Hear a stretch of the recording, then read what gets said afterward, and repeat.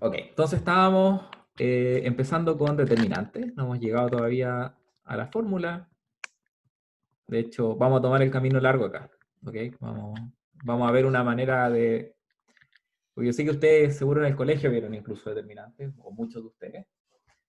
Vamos a tratar de entender de dónde viene la fórmula, ¿ok?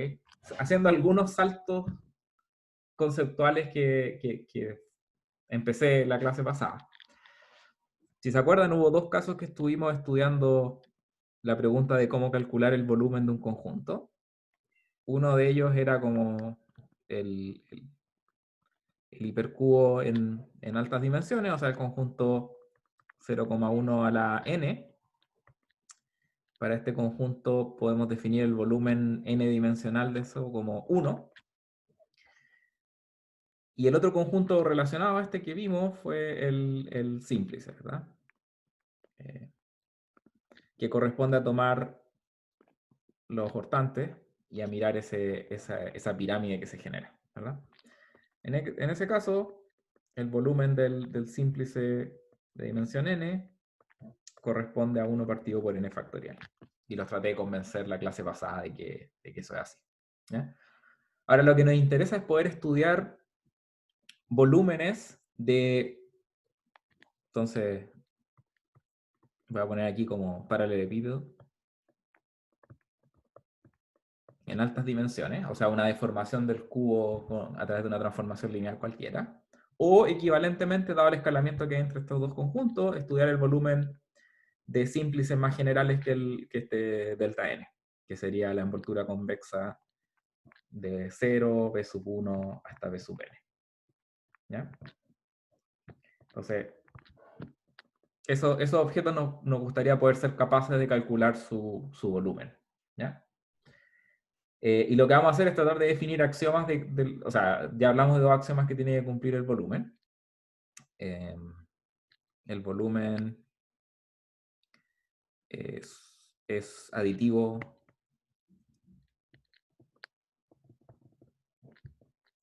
por conjuntos disjuntos. Y además el volumen... ¿cuál fue el otro axioma que usamos? Ah, es invariante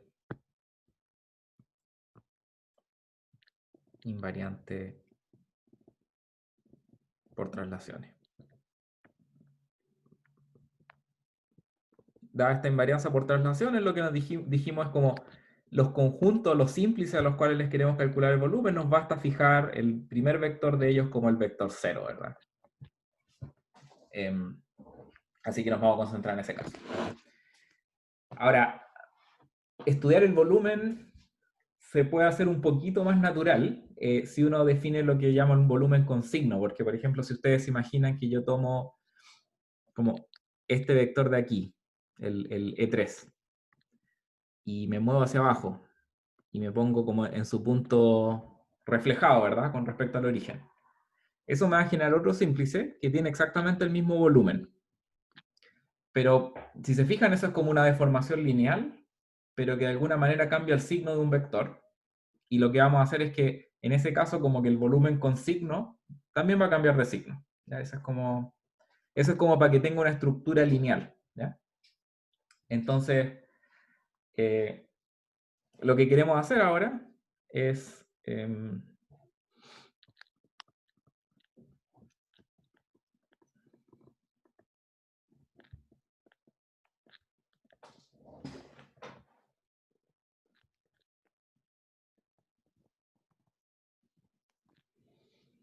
¿ya?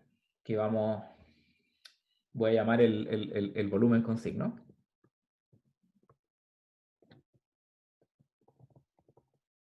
Entonces, o de hecho por ahora digamos el volumen y después veamos cuál es el rol del signo, ¿ya? Vamos a llamarle volumen de delta, ¿ok?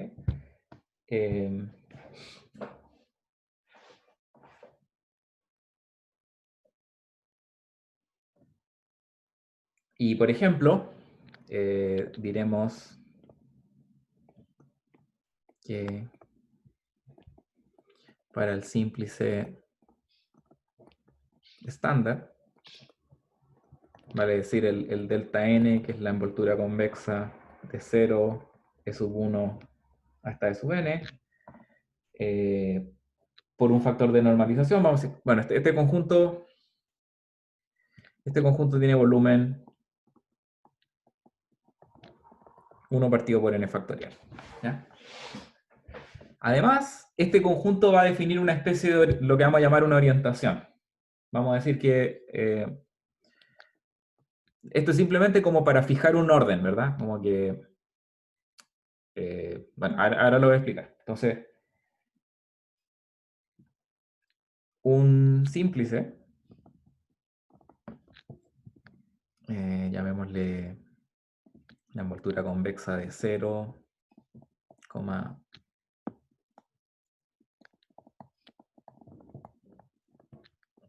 tiene orientación positiva.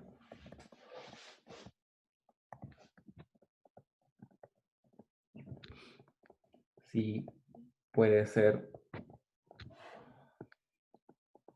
continuamente deformado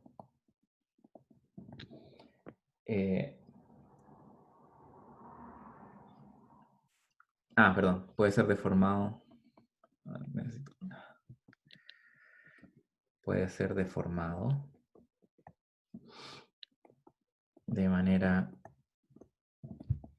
continua y no degenerada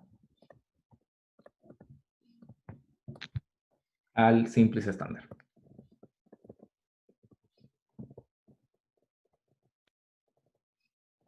Entonces, recordemos, delta n es la envoltura convexa de 0, E sub 1, E sub 2, E sub n.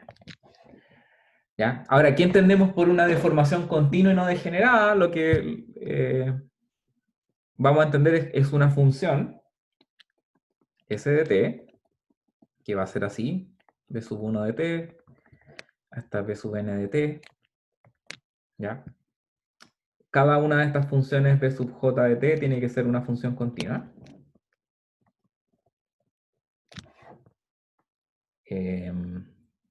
T va desde 0 a 1. Y para t igual 0, vamos a partir con nuestros vectores originales.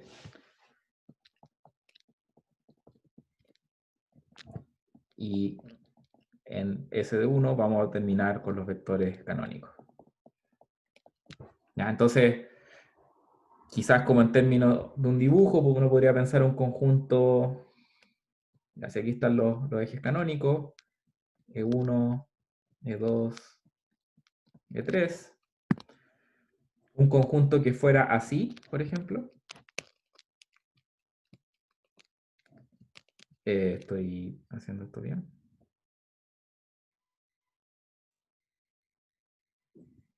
Perdón, que el dibujo no me ayuda. Ahí, mejor.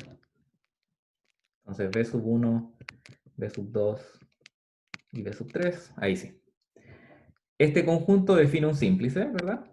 A través de esa pirámide que podemos ver ahí.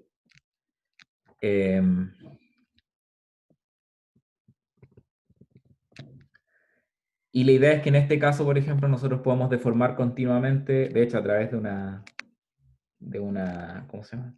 De una función lineal, cada uno de estos vectores los podemos llevar al otro, ¿verdad?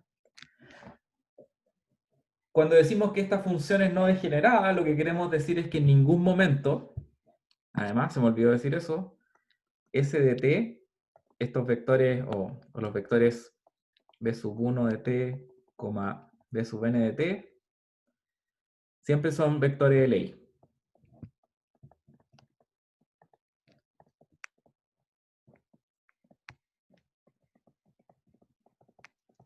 O sea, y eso es lo que define la orientación, porque por ejemplo, si lo que nosotros tuviéramos es que nuestro conjunto B sub 1, B sub 2 y B sub 3 fuera así, por ejemplo. Tenemos B sub 1, B sub 2, B sub 3, y nuestro conjunto fuera B sub 1, B sub 2 y B sub 3. ¿Ya? Imagínense que ese es mi símplice. Yo no puedo deformar este conjunto de manera continua y no degenerada en el símplice estándar.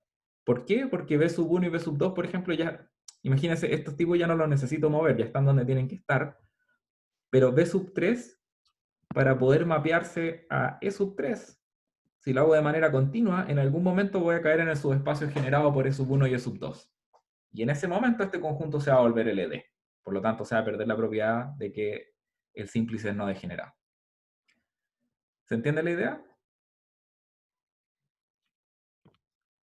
¿Ya? Estas cosas como medias de continuidad topológica, digamos, uno la usa eh,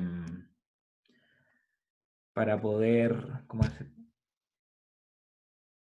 O sea, definir esta propiedad de que en el fondo no nos estamos cruzando en un punto donde se genera una dependencia lineal entre estos vectores. Porque acuérdense que en el momento en que estos vectores se vuelven linealmente dependientes, el volumen es cero. ¿Ya? Y lo que queremos para nuestra deformación continua y no degenerada es que justamente nunca cambie, o sea, nunca vuelva el volumen cero. ¿Ya?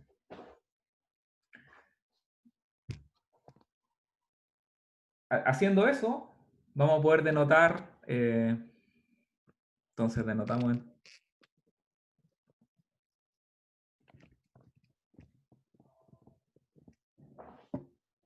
bueno, perdón, y entonces este es un contraejemplo el que puse acá, así que voy a escribir aquí de lo contrario.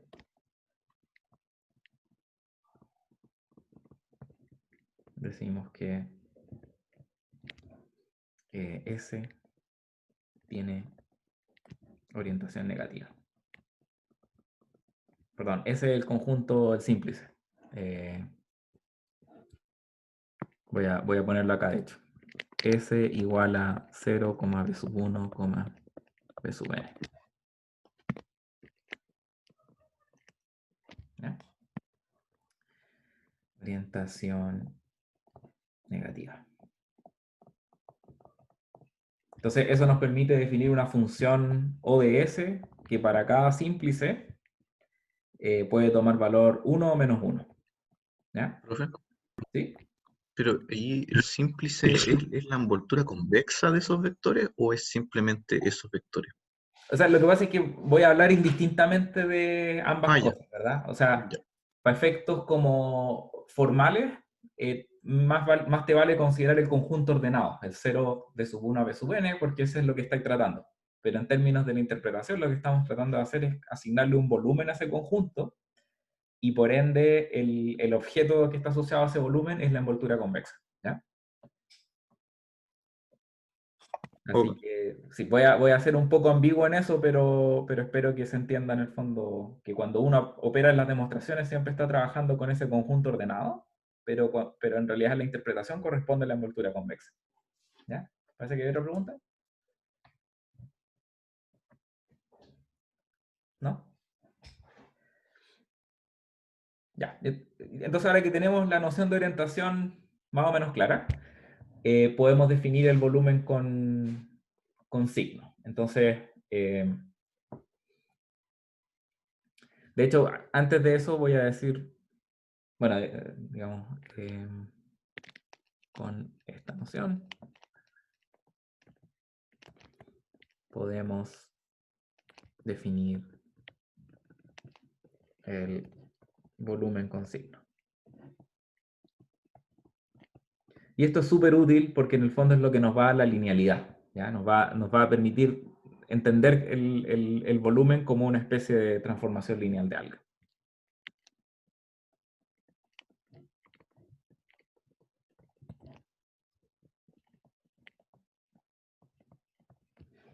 ¿Ya?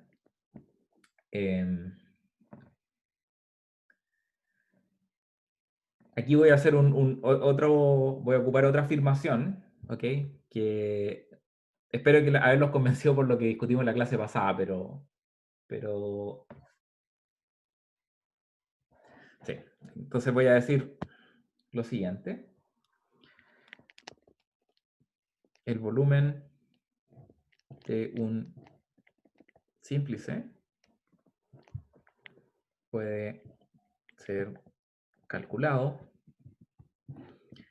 por inducción en la dimensión.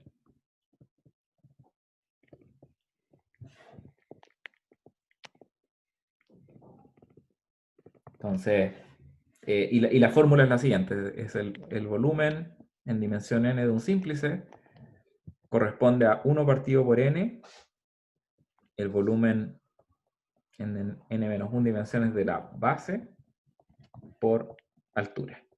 Es como la misma fórmula del área de un triángulo, pero en cualquier dimensión. ¿Y por qué se tiene eso? Es porque, digamos que este es B sub 3, B sub 1 y B sub 2.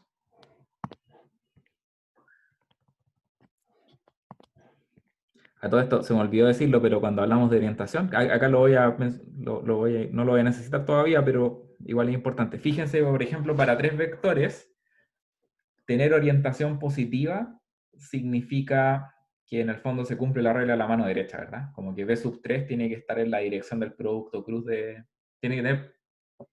Tiene que ir al mismo lado del hiperplano que genera el producto cruz de B sub 1 con B sub 2. No tengo cámara aquí para mostrarles la regla de la mano derecha, pero en el fondo la mano derecha gira así y este vector tiene que ir en esa dirección. ¿Ya? Ahora, esa noción de orientación, que en R3 podemos visualizarla, se extiende a n dimensiones a través de la noción que les di más abstracta que está arriba, con las deformaciones continuas y no degeneradas. Ok, pero independiente de eso, bueno, veamos esta fórmula inductiva. Lo que nos está diciendo es que un volumen de un símplice con n vectores puede calcularse como el volumen de esta base, ¿cierto? Y multiplicado por la altura. ¿Ya? Entonces, ahora, la altura es en el fondo el largo de la proyección de B sub 3 en este hiperplano. De la misma forma que en un triángulo, la altura corresponde a la distancia mínima entre este punto, llamémosle C, y la recta generada por A, B, ¿verdad? Ahora, ¿por qué aparece un factor 1 partido por n? Es porque a medida que la dimensión crece, la fracción de volumen que tiene esta pirámide decrece con un factor 1 partido por n. Por eso, y si aplican, por ejemplo, esta fórmula al símplice estándar, se van a dar cuenta de que efectivamente se cumple esta fórmula de que el volumen de delta n es 1 partido por n factorial. Porque las alturas de los vectores del símplice son siempre unitarias, pero cada vez que ocupamos inducción, vamos agregando un factor 1 partido por n, 1 partido por n menos 1, etc. ¿Ya? Así que esa fórmula más generalmente se tiene que cumplir esta propiedad. ¿Ya? Ok. Y ahora lo que vamos a hacer es conducir a una serie de axiomas que tiene que cumplir el volumen, al menos el volumen con signo. Y ahí con eso vamos a determinar, o sea, vamos a obtener la fórmula determinada. Profe, ¿Sí? entonces, ese sigma grande que está ahí arriba no es una sumatoria, no es nada, es un signo nomás, para denotar Claro, es la definición, o sea, es la notación para el ya, volumen con signo. Sí. ya, ok. Ya. Entonces, y de hecho ahora vamos a escribir algunas propiedades que tiene que cumplir este volumen con signo. Eh,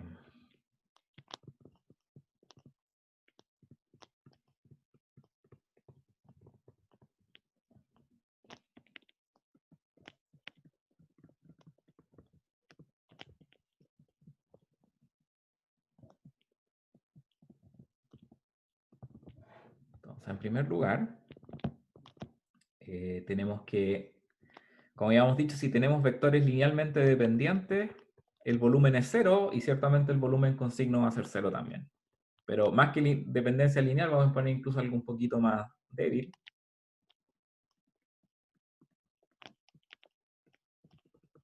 O sea, si existen dos vectores que son iguales, ¿cierto? En ese caso, el símplice que se genera va a estar en un subespacio de dimensión menor, ¿verdad? Por lo tanto, el volumen en n dimensiones vale cero. Y en segundo lugar,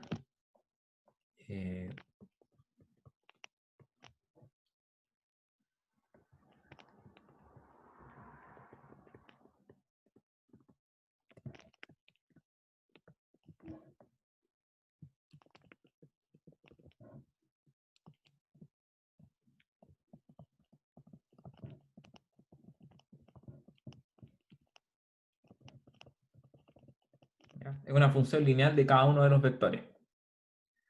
¿Ok? Em,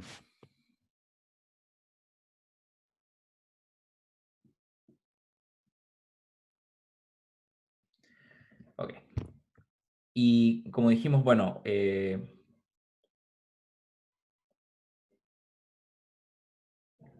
¿por qué se tiene 1?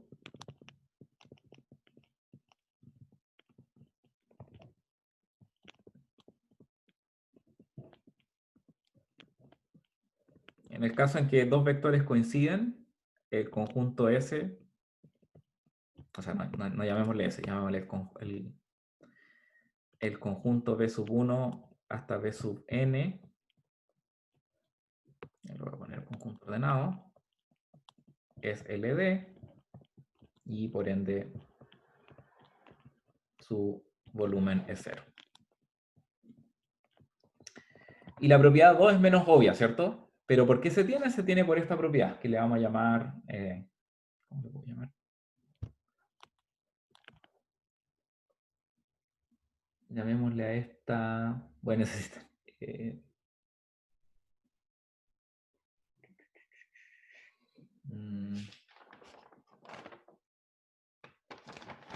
ya, llamémosle a esta de acá 1, 2 y 3. Las 3 las pueden necesitar.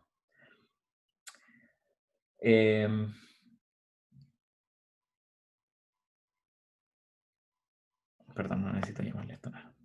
Ya. ¿Por qué esta es una función lineal de BJ? Es porque lo que podemos hacer es decir, podemos ver o sea, podemos considerar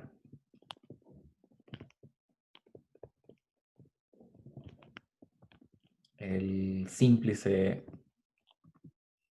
n-1 dimensional 0,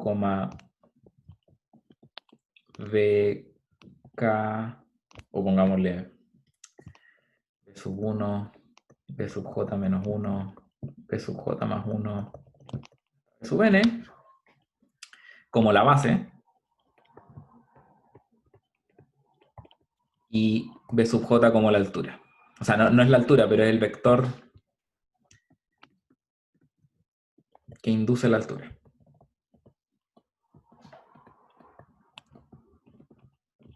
¿Se entiende? O sea, en el mismo dibujo que tengo aquí, piensen que ese plano rojo corresponde a todos los BJ, o sea, BK con K distinto de J, y B sub 3 corresponde a BJ.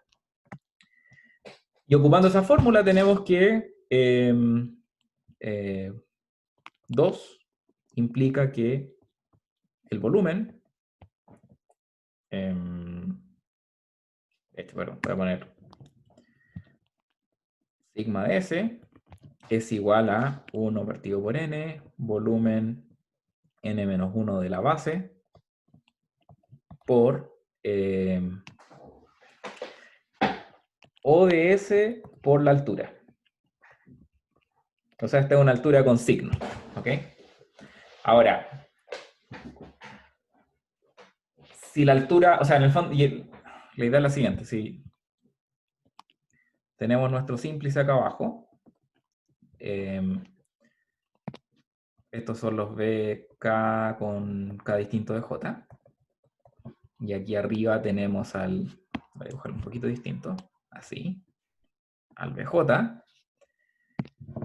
La altura, ¿cierto? Es esto que está aquí. Llamémosle H. ¿Cierto? Ahora, si usted piénsalo así, si yo cambio mi orientación, la magnitud de la altura sigue siendo la misma, ¿verdad? Pero lo que cambia es el signo. Así que este ODS se hace cargo del signo de de la altura, digamos, asociado a la altura. O asociado a BJ. Con eso lo que quiero decir es lo siguiente. Acuérdense que esa función de altura corresponde exactamente al largo de la proyección del vector b sub j en el hiperplano generado por los vectores bk con k distinto de j. Y esa función, por el teorema de la proyección, es una función lineal. Entonces lo voy a poner acá. La función O de S por altura corresponde a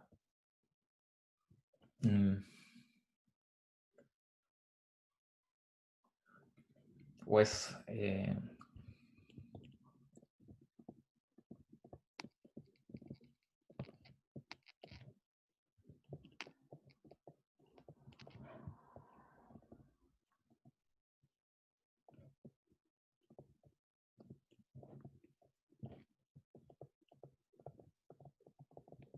entonces, y aquí la idea es que por el teorema de la proyección es una función lineal.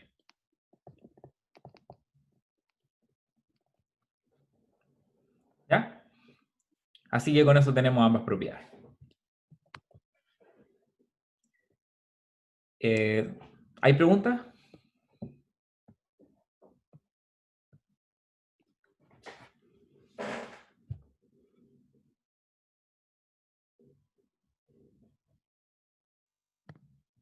¿Hay preguntas de esto que acabo de explicar o de alguna cosa que hayamos visto hasta ahora?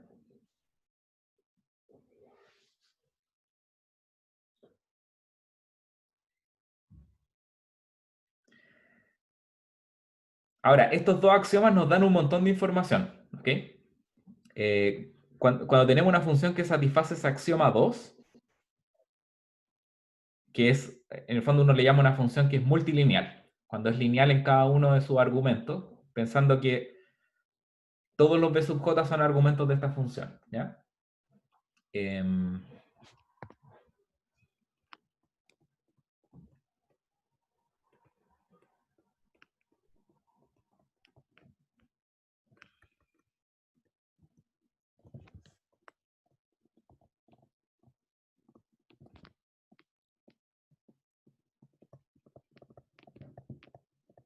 vamos a aprovechar eso como para definirla de esa manera. Entonces, sigma de S va a haber un factor de escala que es el 1 partido por n factorial que aparecían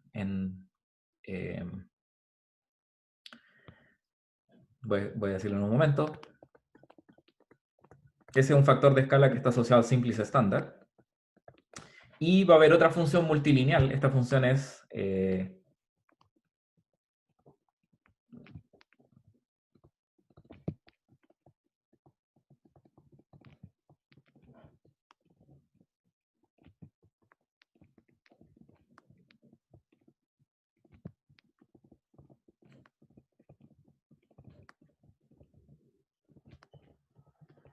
¿ya? Entonces es lineal en cada argumento cuando el resto de los argumentos están fijos. Ya, ¿y por qué ocupamos ese factor de normalización 1 partido por n? Notar que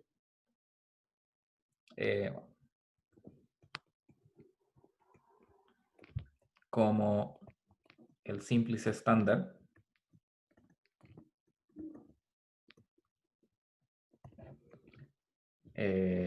S igual delta n tiene orientación positiva, por definición.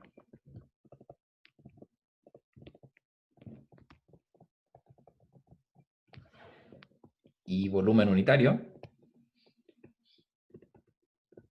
Entonces podemos deducir que d de E1 hasta En es igual, por 1 partido por n factorial, es igual a sigma de delta n. Y nosotros dijimos que este conjunto tiene volumen 1 partido por n factorial. Entonces, este factor de normalización lo hago simplemente para que esta función d, de E sub 1 a E sub n, tenga valor 1. ¿Ya? Profe, ¿pero qué es la función D? D va a ser el determinante. Pero hasta ahora lo único que hemos dicho es que es una función que satisface ciertas propiedades, que son estas 1 y 2 que nos dimos acá. O sea, no, De hecho, perdón, si sigma cumple estas propiedades, D es simplemente una normalización de sigma, ¿verdad? Así que cumple esas dos propiedades también. Entonces, de sigma sabemos varias cosas ya, y de hecho las voy a escribir acá. Pero bueno, para aclarar tu pregunta, D es el determinante. ¿Sí? Y D, ¿cómo se define? Como una función multilineal que... D es una función que tiene que satisfacer, o sea, en este caso, si tenemos una noción de volumen ordenado, o sea, volumen orientado, que es el sigma, ¿verdad? Que satisface esta fórmula inductiva, entonces dedujimos que satisfacía ciertos axiomas, ¿verdad? En particular es cero si los vectores son iguales y es una función lineal en sus argumentos en un argumento cuando el resto de los argumentos está fijo. Eso es lo que estamos diciendo. Ahora, a partir de esto, podemos deducir las siguientes propiedades para esta función D. Entonces, yo podría haber partido el capítulo simplemente diciendo sea D una función que cumple estas cosas y de ahí podemos sacar todo, pero estaba tratando como de, ojalá que haya un poquito de intuición de dónde viene esta función D.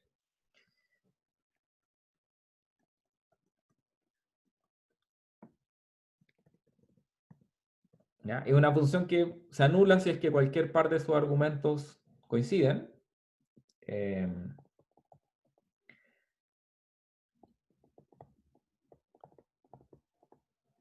Pero esto de los símplices y todo esto, como que es como para ver como dijo usted, la intuición, ¿o no? Sí, sí, es para eso. Es Porque para eso. igual, como, o sea, no tenemos como después demostrar cosas con esto. Eh, no, no. O sea, en este curso me refiero. Sí, sí. No, no, es más bien para que como que se lleven una idea de dónde viene esta definición. Sí, no es Ah, ya, que, genial. Gracias. o sea, en términos como de operatoria y al final de lo que uno hace con el determinante, lo que sirve es quizás lo que viene de aquí en adelante.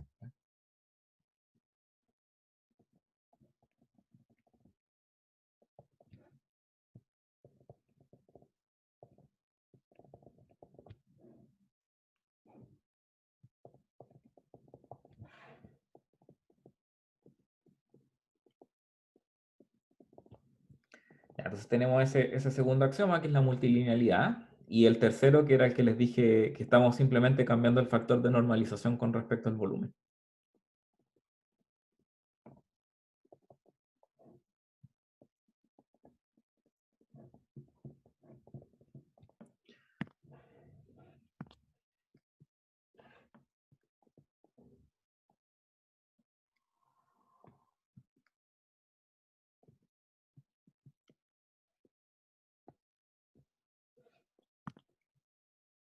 ¿Ya? Y estas propiedades son directo de lo discutido.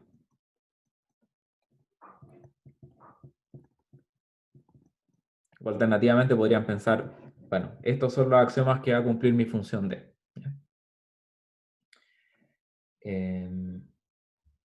Entonces, y lo que vamos a hacer ahora es probar propiedades que se cumplen solamente a partir de estos axiomas.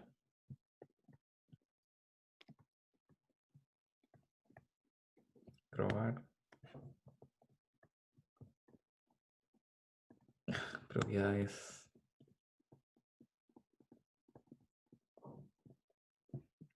adicionales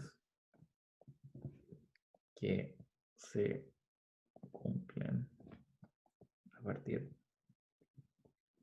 de 1 a 3. Bueno, 1, 2 y 3. ¿Ya? Veamos, entonces,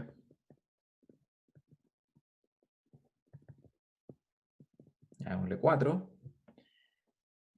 D es una función alternante en sus argumentos.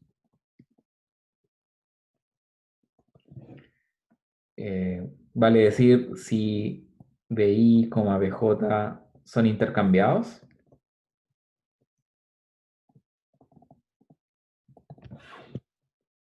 Entonces, D cambia de signo.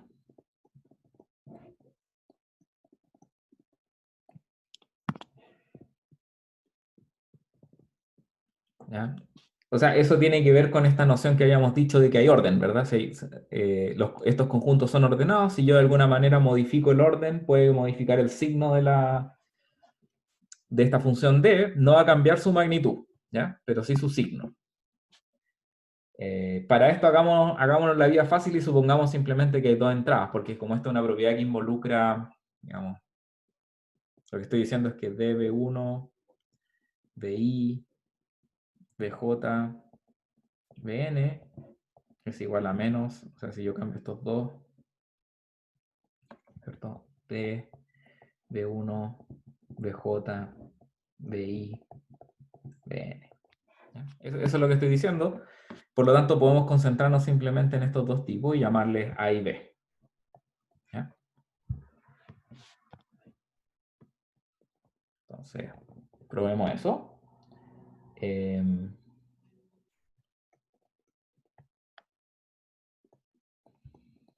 Ignorando los otros vectores, que están fijos. Queremos probar que d de A,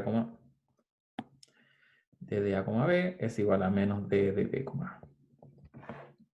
¿Ya? En efecto. Y aquí vamos a usar simplemente las propiedades 1, 2 y 3. ¿Ya? Así que vamos a hacerlo de una manera más axiomática que como lo estábamos haciendo cuando interpretábamos esto como volúmenes. D de A, B es igual a D de A, B más D de A, A. ¿Por qué es cierto eso? ¿Alguien me puede decir? Mirando las propiedades 1, 2 y 3. Que Ya de como son a cero. es 0. Correcto. Así que estamos usando la propiedad 1. Si después ocupo la multilinealidad, que es la propiedad 2, yo puedo decir que esto es igual a D de A, B más A. ¿Verdad? Y ahora puedo volver a ocupar 1 y decir que esto es igual a menos D de A más B, A más B, porque esto es 0. Y nuevamente ocupando 2, tenemos que esto es D de A menos B, B más A, o A más B. Estos dos se me cancelan. Me va a quedar D de menos B, B más A. Y esto es igual a... acuérdense que también esta función es lineal en su entrada, así que puedo sacar este menos B. Y me va a quedar menos D de B, B, menos D de B, A. Y este también es 0 por 1. Así que solamente ocupando los axiomas 1 y 2 podemos concluir la propiedad de alternancia. ¿Ya? ¿Alguna pregunta?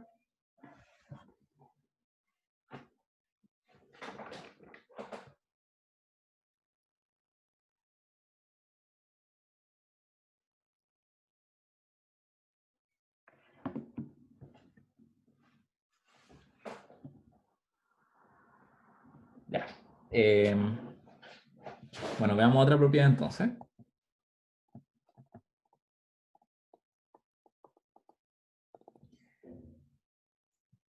Que era la que habíamos mencionado al principio como una propiedad intuitivamente cierta para el volumen, pero ahora podemos demostrarla.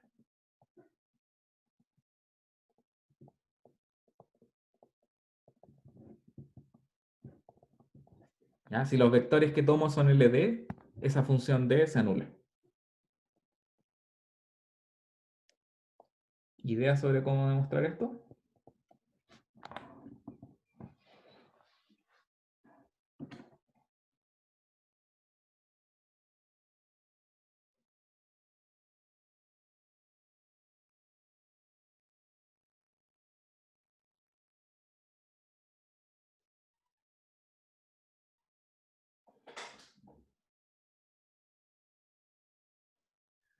usando el hecho de la multilinealidad.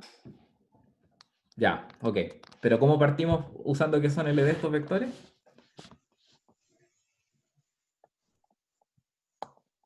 O sea, sí, estoy de acuerdo, porque la multilinealidad me va a permitir separar, por ejemplo, si un vector es combinación lineal de otros, ¿cierto?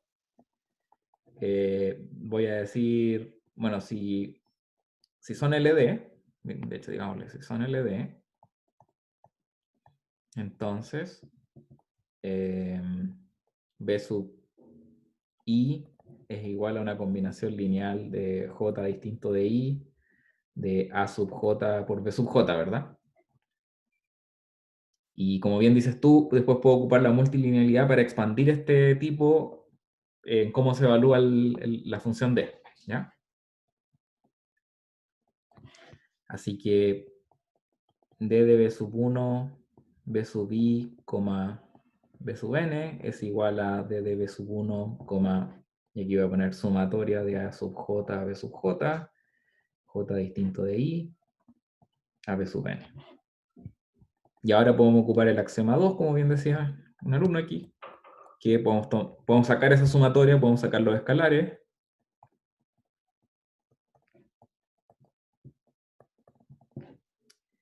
B sub I menos 1, B sub J, B sub I más 1, hasta B sub N. La gracia es que si está este B sub J, en alguna otra parte tiene que haber un B sub J también. Déjenme ponerlo ahí en rojo. ¿Cierto? Para cada J distinto de I. Así que como se repite ese vector, ocupando el axioma 1, tenemos que esto igual a 0. ¿Ya? ¿Alguna pregunta?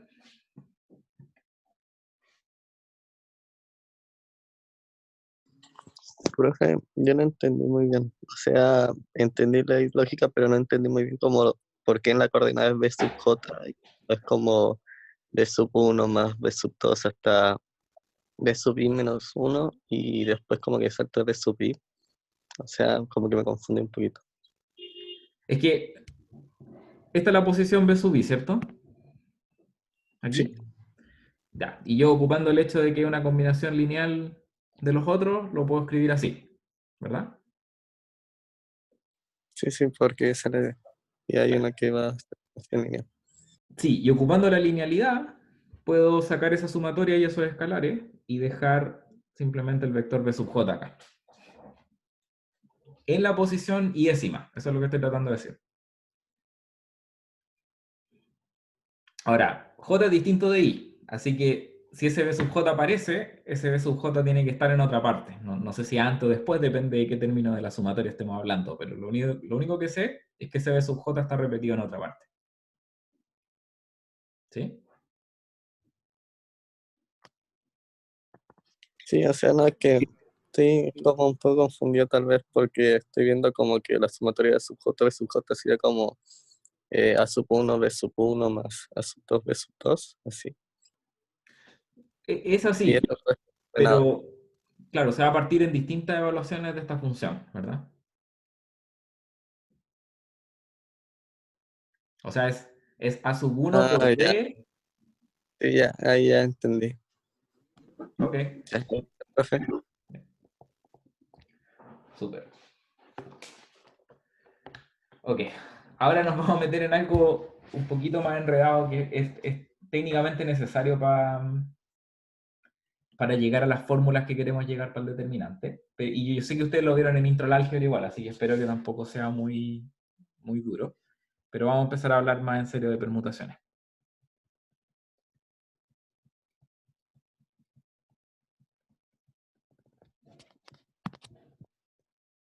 ¿Ya? Yo voy a ir diciendo cosas de permutaciones y me gustaría que ustedes me dijeran si estas cosas las saben o no las saben, etc. Obviamente voy a partir con cosas que todos sabemos. Eh,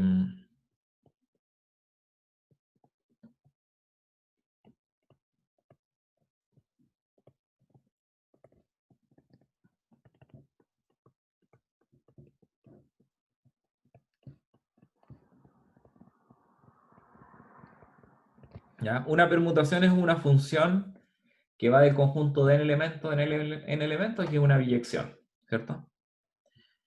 Hay distintas formas de visualizar una permutación.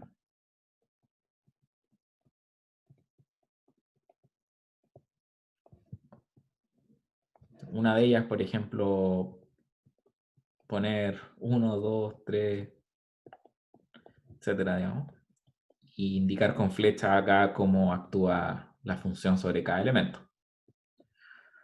Por ejemplo, uno podría hacer algo así. ¿Ya? Y eso escribe explícitamente cómo actúa signo. Una forma más económica es tomar una tabla en la cual pongamos, de hecho aquí voy a poner en elemento ya, y decir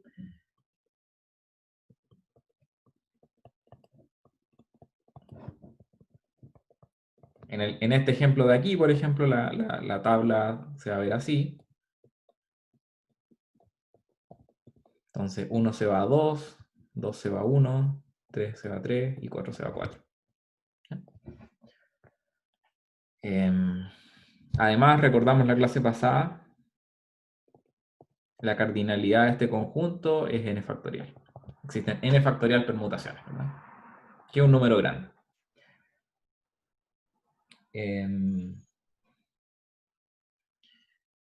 Ok, esto me imagino que lo han visto, ¿verdad?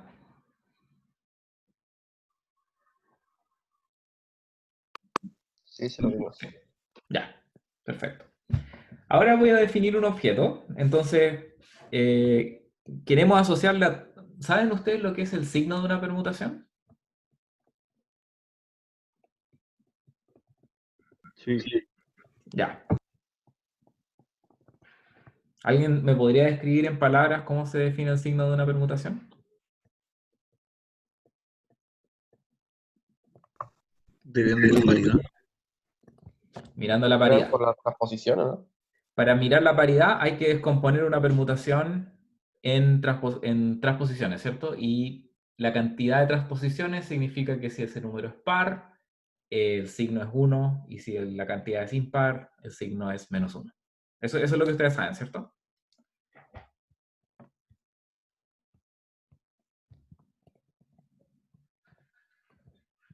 ¿Sí o no? Más o menos eso es lo que vieron de signos.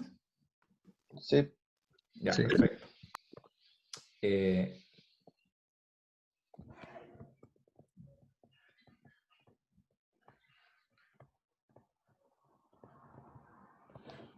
O sea, en el fondo las transposiciones generan el espacio, el grupo completo.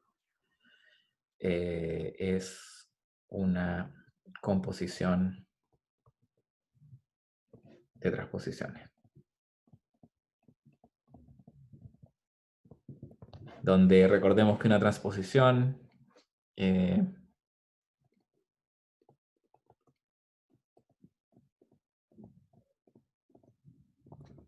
es una permutación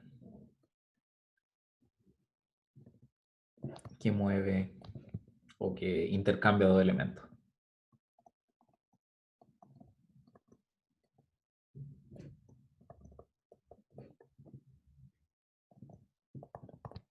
Perfecto. Eso vamos a tener, y entonces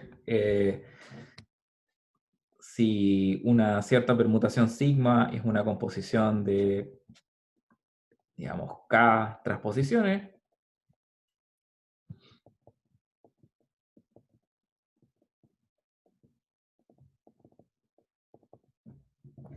entonces vamos a asociarle a esto un número que se llama el signo de esa permutación, que va a ser menos 1 a la k, ¿verdad?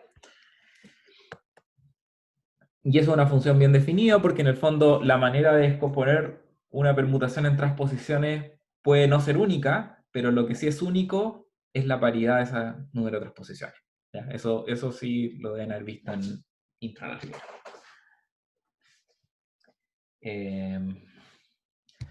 Recordemos sí algunas propiedades del signo.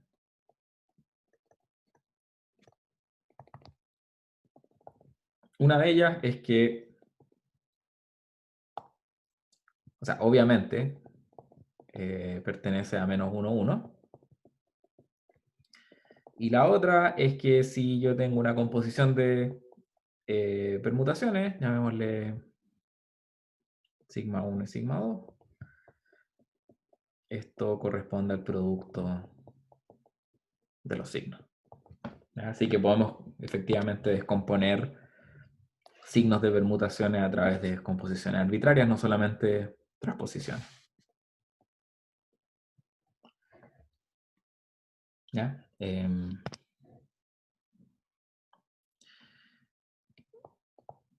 No voy a mostrar estas propiedades porque sí, me imagino que las vieron, y la otra es que son bastante fáciles de demostrar.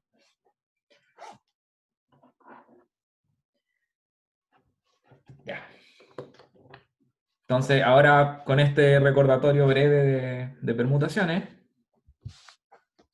volvamos al determinante.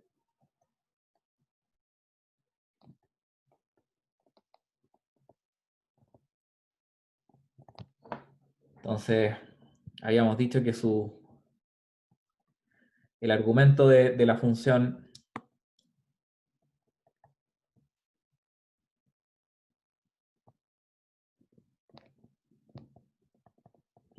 son vectores, ¿cierto? B sub j, que uno podría ver a través de sus coordenadas, ¿cierto? A sub 1j hasta a sub nj, y esos a su vez yo los puedo ver como combinaciones lineales de los vectores canónicos. Entonces,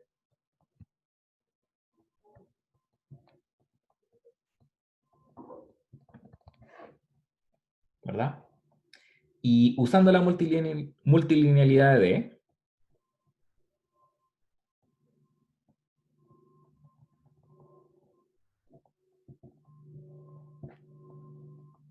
vamos a tener que D de B sub 1 hasta, voy a poner aquí B sub J hasta B sub N, es igual a, no, perdón, B sub, no, vámonos en la vía simple, pongamos solamente, hagamos esto mismo, pero para el B sub 1 nomás. Entonces, esto va a ser D de A sub 1, 1, E sub 1 más D sub A1, perdón, N1, E sub N. Que aquí debería ser E sub N también. Me equivoqué. Coma, B sub 2 hasta B sub N.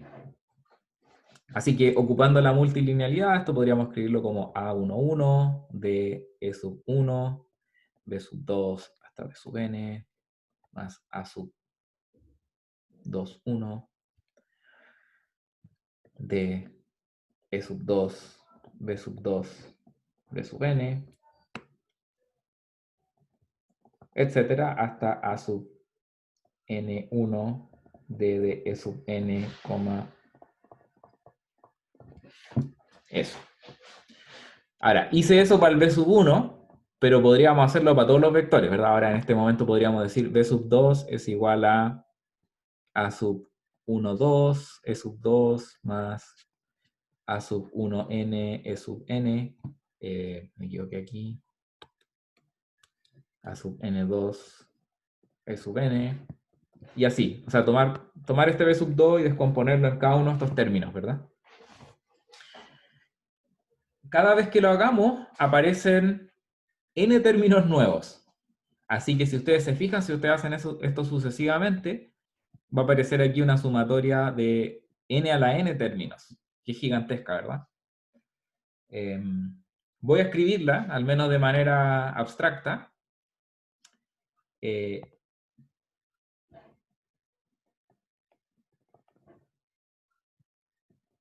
Esto incluye a todas las funciones que van de n a n, porque si ustedes se fijan, a medida que uno va descomponiendo más y más, empiezan a aparecer combinaciones de E sub 1 con E sub 1, D sub 1 con E sub 2, todas las elecciones posibles de términos que pueden haber como vectores canónicos aquí adentro van a aparecer, ¿ya?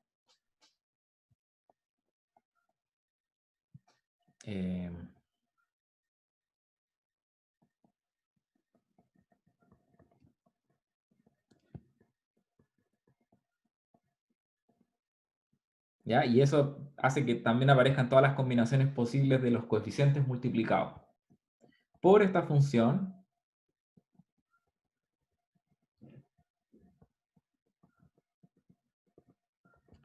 Ahora, de todas las funciones que aparecen acá, cuando uno toma combinaciones, cuando empieza a descomponer nuevamente, de hecho aquí me equivoqué, quería justo ilustrar acá que, fíjese por ejemplo, que cuando yo haga la descomposición con respecto a este término, voy a tener un E sub 1 acá y un E sub 1 acá, que están repetidos, ¿verdad?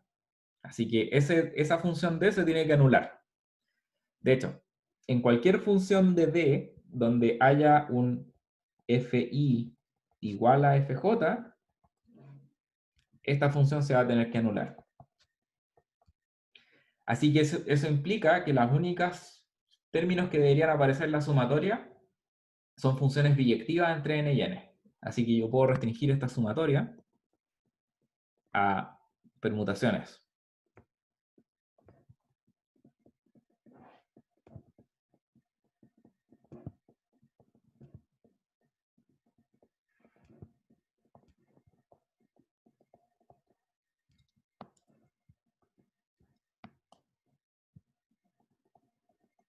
Ahora, todavía me queda calcular cuál es el valor de la función D para estas distintas combinaciones de E sigma 1 hasta E sigma n, ¿verdad? Igual voy a parar en este momento, si hay alguna duda, la pueden hacer. Porque puede que esté enredada esta explicación.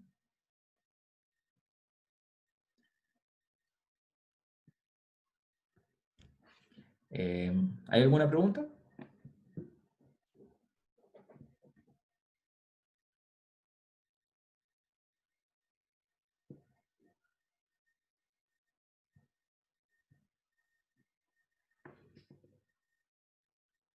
¿No? Profe, Sí.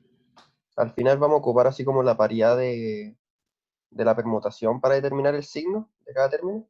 Sí, po. ¿Cómo sugieres que hagamos eso? Ah, o sea, tengo la intuición de que si la permutación es par, entonces vamos a sumar todo este término de a permutación 1, 1, cosas así. Si es Claro. impar, vamos a restarlo. O sea, lo que nosotros sabemos hasta ahora, el único conjunto para el cual tenemos explícitamente calculado esta función D es este, ¿verdad? Esto vale 1.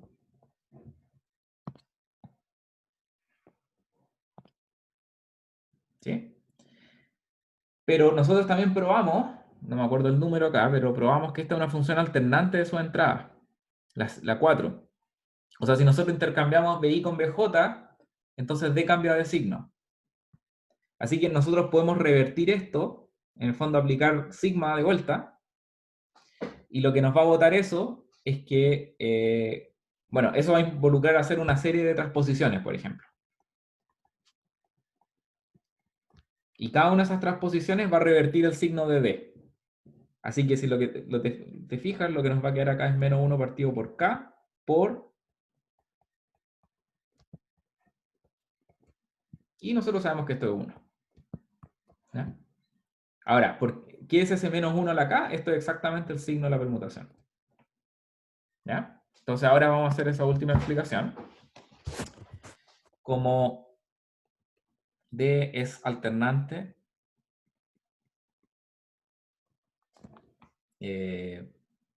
podemos descomponer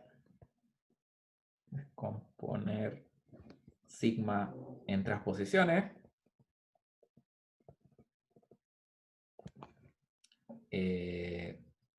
Lo que implica, en el fondo, D de E de sigma 1, E de sigma n, va a ser igual a... Cada vez que nosotros hagamos una transposición, y vamos a decir acá abajo, sigma es igual a tau k menos 1, hasta tau 1. Cada vez que nosotros apliquemos una transposición, este objeto va a cambiar de signo. Así que al hacerlo k veces, que va a ser la cantidad de transposiciones que necesitamos, vamos a obtener finalmente este D, para el cual nosotros sabemos que este valor es 1. Ahora, K coincide con el número, o sea, independiente de cómo descomponga este sigma en transposiciones, nosotros dijimos que este menos 1 a la K tiene que ser igual al signo de la permutación. Por lo tanto, se deduce que esta función D corresponde a la sumatoria sobre todas las permutaciones del signo de la permutación por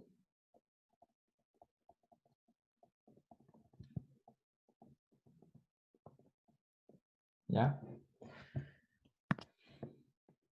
Y esta es la fórmula bajo la cual la gente típicamente define el determinante en dimensiones arbitrarias. ¿Okay? En R2, o sea, en R3 uno puede definirlo de otra manera, en R2 hay fórmula explícita más sencilla, pero todas, en el caso general, se pueden encapsular en esta fórmula.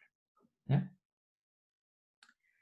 Ahora, fíjense lo que hicimos. Nosotros partimos de axiomas 1, 2 y 3, ¿verdad? Que teníamos acá arriba, y logramos probar que para cualquier vector, acuérdense que este B sub 1 es A sub 1, 1, hasta A sub n1,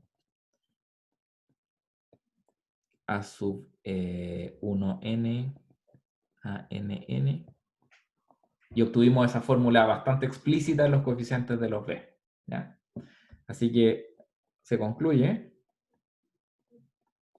que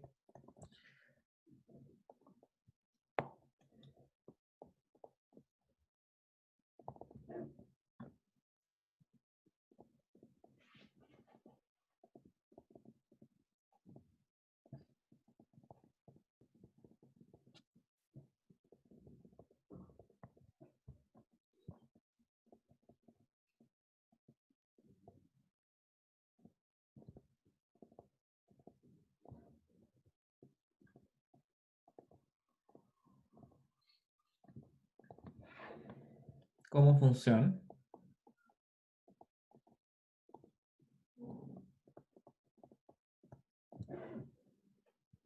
bajo la fórmula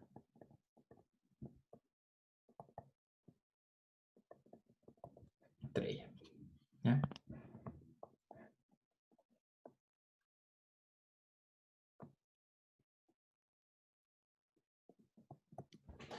Entonces, solamente a partir, como les decía, uno puede partir este capítulo simplemente diciendo, consideremos una función D que satisface 1, 2 y 3 y llegamos a esta fórmula. ¿Ya?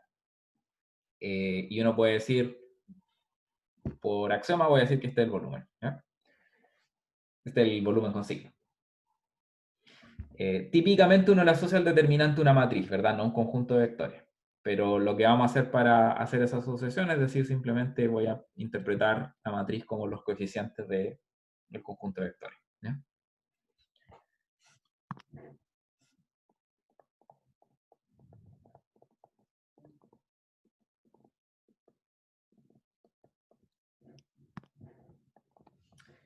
Entonces sea A, una matriz de n por n, coeficiente en un cuerpo F, con columnas A.J para J igual 1 a n, definimos el determinante como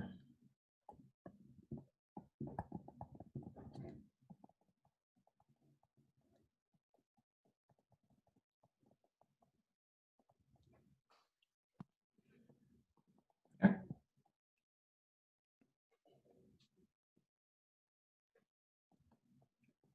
¿Hay alguna pregunta hasta ahora?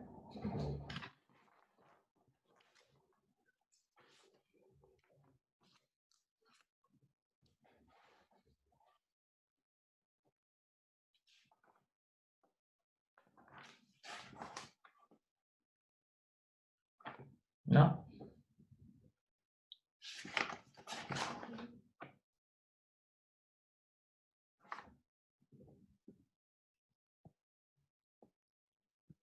Ya.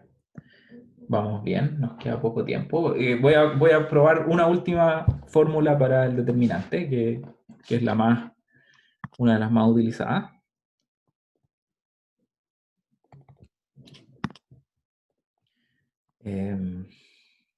Para todo par de matrices,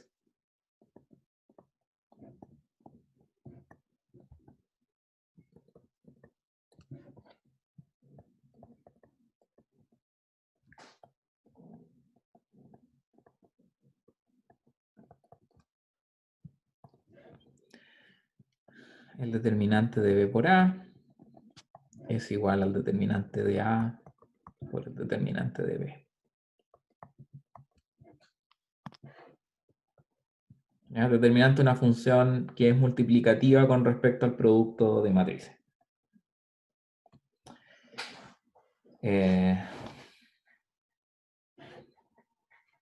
Ok, probemos esto.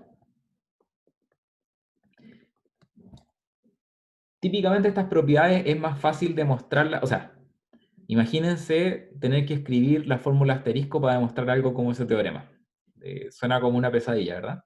Entonces, lo que uno tiene que hacer más bien es tratar de apelar a los axiomas que nosotros pusimos acá. Típicamente 1, 2 y 3 deberían bastar para hacer cualquier cosa, porque como le vimos acá, estas cosas definen la fórmula. Así que es lo único que necesitamos para poder demostrar cualquier propiedad que satisface el determinante. ¿Ya? Entonces eso es justamente lo que vamos a hacer acá. En vez de ocupar la fórmula asterisco, vamos a ocupar los axiomas. Ahora, para poder probar esto, tenemos que ver qué implica el determinante de B por A. ¿Qué es? Y para esto tenemos que escribir el vector, o sea, la matriz como a partir de sus columnas, como está hecho aquí. Así que para esto recordamos que B por A, punto J, que esto es la columna J décima, corresponde a B por A por el vector canónico J décimo, y eso a su vez se puede escribir así. ¿Sí? Por ende,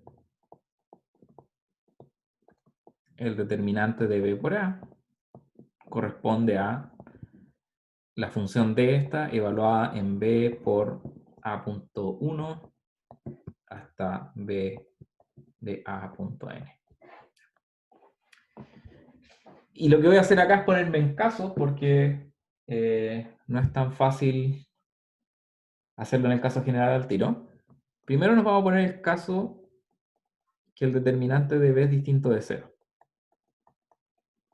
¿Ya? Y lo que voy a hacer es construir una función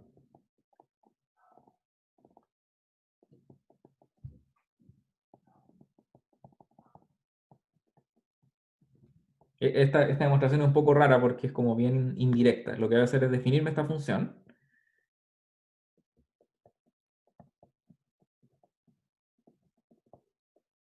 Y lo que queremos demostrar es que esta función corresponde a el determinante de A. ¿Ya? Para que la fórmula se cumpla me basta poder probar que esta función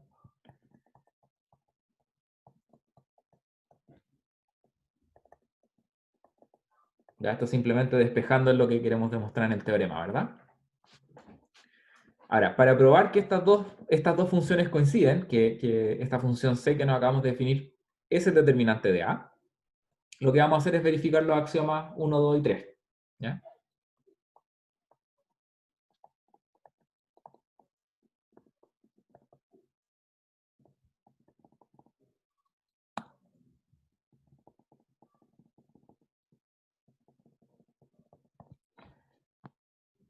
En efecto, el primero dice que acuérdense, si dos columnas coinciden, entonces tenemos que probar que esta función C vale 0, ¿verdad? Antes de eso, notemos que obviamente vamos a tener esta igualdad. Y eso implica que C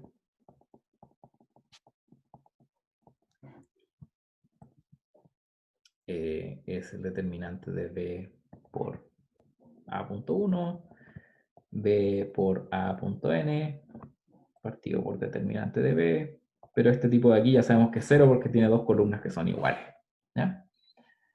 Así que esa parte es fácil. La otra, el segundo axioma nos dice que esta es una función multilineal. O sea, si yo varío uno de las columnas, esta función tiene que variar linealmente. ¿Ya?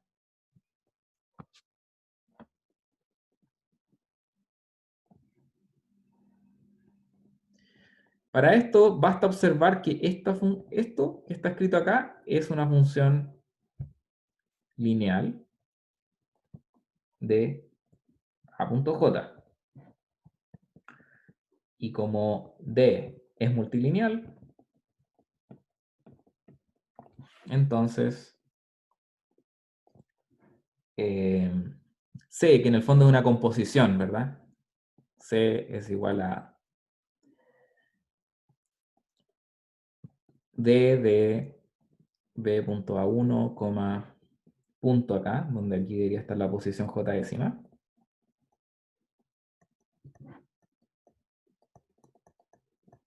Compuesto con B por A.J. Eso es C, ¿no? Como función de AJ, ¿verdad? Y dijimos que esto de aquí es lineal, esto de aquí es lineal, la composición de ambas cosas va a ser lineal.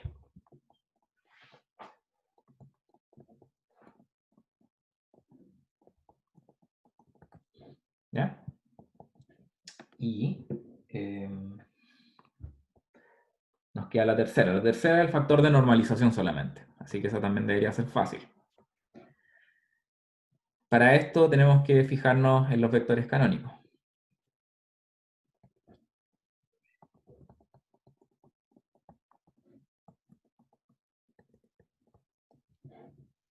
Entonces,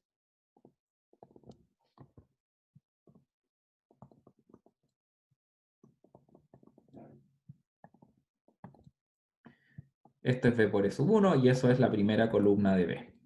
Y similarmente se va a tener para todos los B por A.n es igual a B.n. Si hacemos eso, eso va a implicar que C de E sub 1 hasta E sub n va a ser igual al determinante de B.1, o sea, perdón. ¿Qué fue lo que escribí? Claro, esta es la función D de B.1 por B.n partido por el determinante de B, pero esto por definición es el determinante de B. Así que esto me da 1. Listo. El caso cuando el determinante de B igual 0 ya no lo voy a alcanzar a hacer, pero lo voy a dejar al menos anunciado.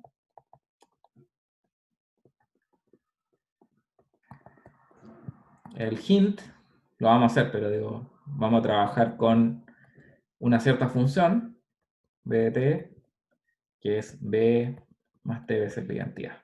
Ya, en la próxima clase vamos a ver por qué esa función me sirve. Ya, se me acabó el tiempo, así que lo vamos a dejar hasta acá.